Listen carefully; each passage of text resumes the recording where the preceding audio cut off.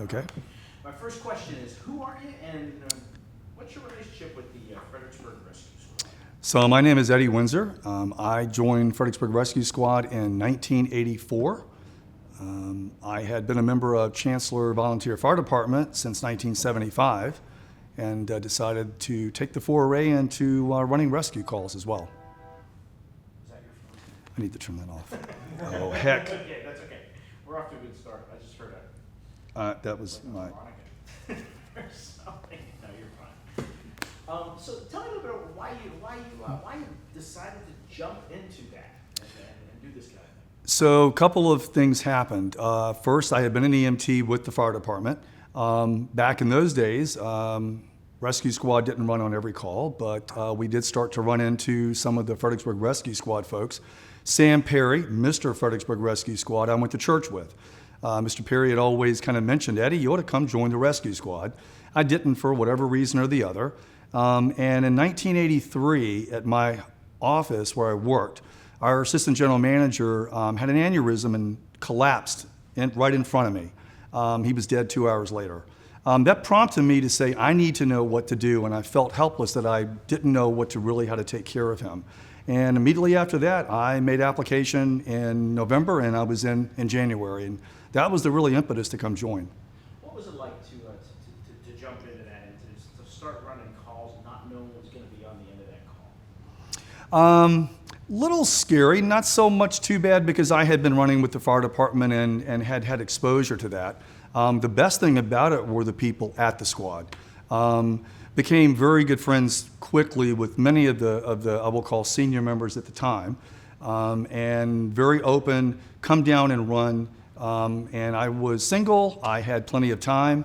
I came down and ran every bit that I could, and very fortunate to get within several years with a great crew, and just ran standard duties and had got more experience.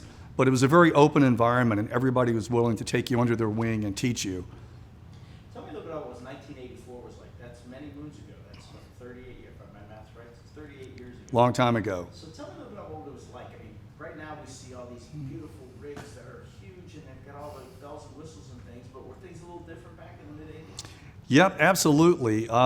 We had basically the 15-passenger vans converted into ambulances. And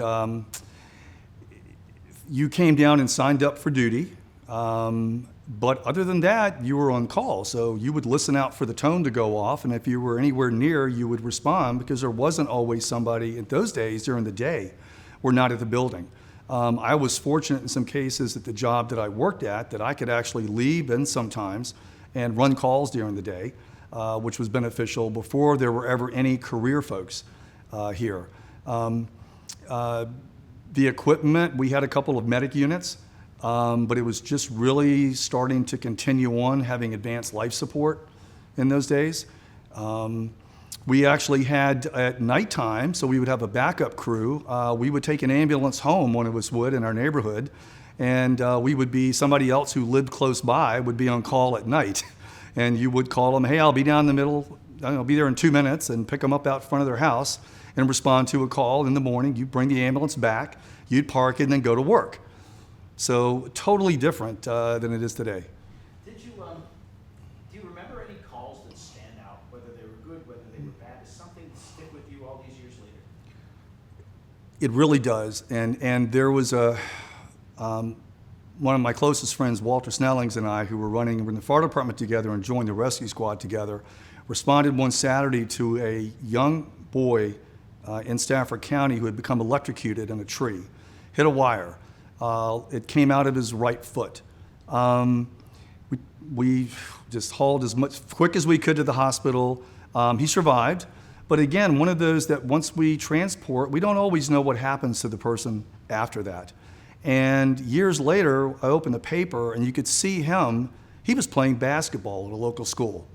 Kind of great to come around that you were on a call, that somebody survived that.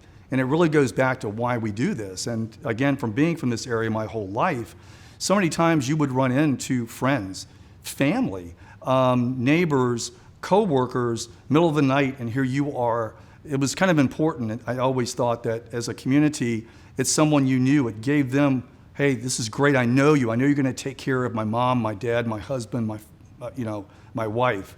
So that's always what meant something to me, was being part of the community and giving back. You actually, in a lot of cases, knew the people that you were going to help.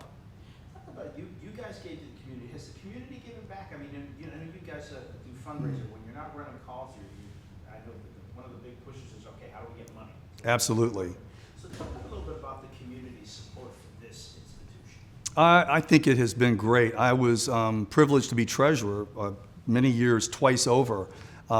And one of the things that I did was to assist in getting contributions, helping to run the fund drives. I still remember people that I had associations with in my first career, and then having those relationships and seeing the local clubs give donations to the squad. And the community really understood what we did, and being volunteer, they were very supportive.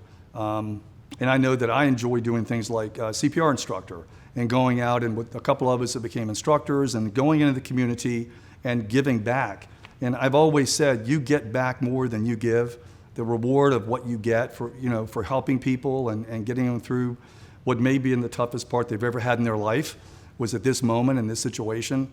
It's certainly a great personal thing, but it's been a great community support in this whole. I still hear people today talk about the tape drive, if you will, downtown, where everybody would fill the baskets and get a set of Cokes or something. I remember that as a child myself doing that. And so it is nice to hear. Things have changed a lot. A lot of people have moved in that do not remember that. But I still think we get great support from those that have been in this area for a long time. You proud of what you've done? I'm very proud. It makes me proud to say I'm a member of this organization. I think everyone should give back to their community. And the life lessons that I learned, frankly, by being in the rescue squad and my fire service and being in the rescue squad helped prepare me for my career. I still go back to this day and say, me being a part of this organization gave me skill sets a lot of other people would not. In my career, I was also the medical go-to first person at my company I work for. So even then, I was in charge of fire and rescue response and first aid and those things, which I was glad to be able to do, because most people don't know how to do that. All they can do is make a phone call. So it helped me to even get back into my career as well. What do you want the community to know? Because, I mean, we really all take it for granted, but we don't think back, 40, 50 years ago when, this rescue squad was covering, I don't know how many square miles. But now it's kind of like, okay, you call and somebody's there in 5 minutes, we go. You know what I mean? Yes. So what do you want people to know about what this squad means to this community? I think knowing the sacrifice made by the members and willing by the members to do so. It takes a lot of dedication, and there's a lot of sacrifice for the hours spent, not just for the training, but for the time spent to be here, to be ready to be there in a couple of minutes in the hour of need. And when you join the squad, you know that you're willing to give back. Otherwise, you're not going to join. There's a lot of demand from it. But what you get back in the service to community, the camaraderie of others in the squad, huge. For a large part of my life, my family was the squad. This is the people, my closest friends, people I hung out with, a support group in itself, being together, which then help each other even do better to give back. So I like to think that people would understand that this is done willingly and with passion by those that do it to give service back. And it's appreciated for the support from the community. Are you still involved? I know as a life member, you can come around whenever you want, but are you still involved these days? Well, I do. I come to meetings, and I am getting ready to sign up for EVOC class, and I'm actually looking at see if I can come back in and do some service. Not on the running of the call side. I've pretty much done that to be an EMT or such, but I'm thinking of coming back, and we have a EVOC class that's just getting ready to come up for driving, and I want to take that and get my certification back, and maybe even start out on some standbys, because we do give back to the community by making public service. And if there was a need, they'd need someone to be a driver, that I could be there. I have done that, and to be able to add back, I still want to give back to my community, and this would be a great way to do that. Anything else you want to add, Eddie? I guess I would close in saying that I'm very proud to be a member of this organization. It gives me, it's a purpose, and I know that I will always be a part of this organization. And the people that I've been privileged to know, those people that have come and gone, that have passed on, that were the founders of this organization, and those that were able to take me under their wing when I came in part. And I hope that myself and others that I ran duty with did the same thing to other people and gave them an opportunity to come through. So yeah, just very proud of service and the continued proliferation of our squad and still being a member of the community and service to the community.